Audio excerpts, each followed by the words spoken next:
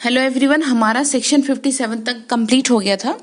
लेकिन सेक्शन 57 के सबसेक्शन 5 को अगर मैं देखूं तो एक वर्ड रह गया था असेशन करके, जो कि मुझे आपको बताना उसका मीनिंग रह गया था। तो असेशन से मतलब क्या है, आपको यहाँ समझना है कि ये किस चीज की बात कर रहा है। ये बात कर रहा है, अगर मैं हिंदी में बोलूं, असेशन मतलब होता है राज्य द्रोहण, ठीक है ना। राज्य रोहण अगर बोले तो इट मीन्स जैसे कि कोई किंग है, कोई प्रेसिडेंट है, या फिर कोई अदर हेड है स्टेट का, या उसके द्वारा जो भी असेशन होता है, मतलब the time when the someone start a position of authority, specially a king, कोई असेशन होता है या कोई डॉक्यूमेंट साइन किया जाता है, तो इस बात का भी कोर्ट क्या करेगी, जुडिशियली नोटिसेबल होगी उस चीज के लिए, ठीक है ना। यानी उस चीज के लिए भी वो क्या है, अंडरस्टूड है, उसको पता है उस चीज का। तो चलिए, अब इतना ही था इसमें, आपको ध्यान रखना है सेशन वाली जो बात मैंने आपको बताई है, चाहे वो किसी भी तरीके से हो।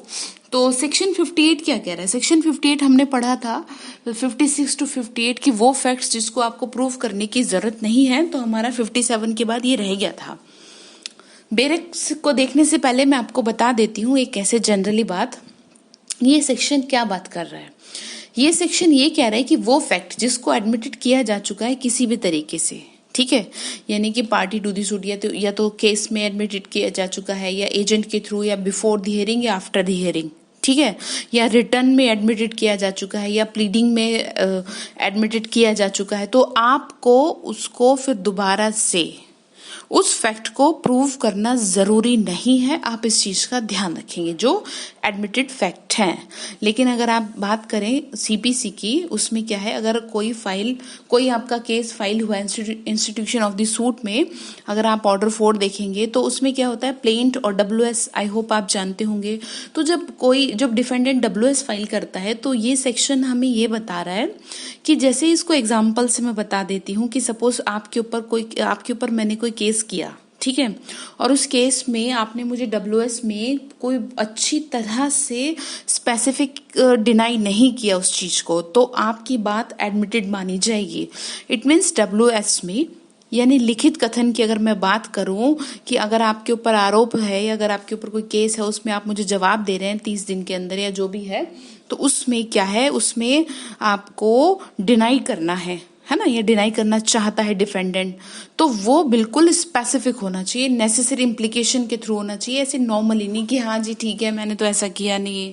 आप ऐसी इस तरीके से डिनाई करें उस बात को कि जिससे वो पूरी तरह से ऐसे लगे, बिल्कुल क्लियर कट बात साफ मना कर रहे हैं कि ऐसा तो है ही नहीं, आप मुझे कैसे कह रहे हैं ऐसे,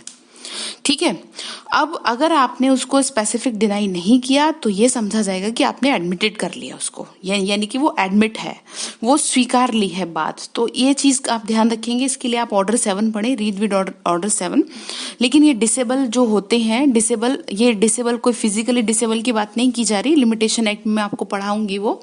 डिसेबल पर्सन की बात है कि ये डिसेबल जो होंगे उन पे अप्लाई नहीं होगा, ठीक है। अब इसका एक प्रोविजो भी है आपके सेक्शन में। प्रोविजो किस चीज की बात कर रहा है, प्रोविजो कह रहा है कि देखो अगर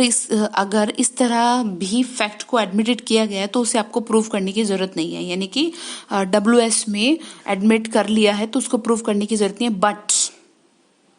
बट कोर्ट इस चीज को रिक्वायर कर सकता है अगर उसे ऐसा लगता है कि ये फ्रॉडुलेंटली है या क्लूशन से है, तो वो रिक्वायर करेगा और भी एविडेंस के साथ आप उसको क्या करें,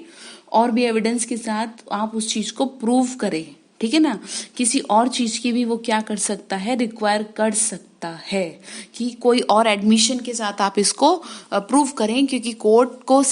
अगर कोर्ट सेटिस्फाई नहीं है तो आपसे उस चीज के लिए रिक्वायर करेगा, ठीक है। अब हम बेरक की लैंग्वेज को पढ़ते हैं। बेरक में लिखा है, facts admitted need not to be proved, no fact, Hindi में मैंने बताया आपको, स्वीकृत तथ्यों को साबित करना आवश्यक नहीं है। No fact need to be proved in any proceeding which the parties thereto or their agent agree to admit at the hearing. It means कोई ऐसा फैक्ट जो किसी कार्यवाही में किसी ऐसे फैक्ट को किसी प्रोसीडिंग में साबित करना जरूरी नहीं है जिसे उस कार्यवाही के पक्षकार ने या उसके एजेंट ने सुनवाई पर स्वीकार करने के लिए सहमत हो गए हैं, ठीक है। आगे देख लेते हैं, और विच बिफोर द हियरिंग, या तो वो पहले they agree to admit by any writing under their hands, it means या जिसे वो सुनवाई के पहले खुद उसने किसी भी फॉर्म में खुद साइन करके दिया है या स्वहस्ताक्षरित जिसे हम बोलते हैं,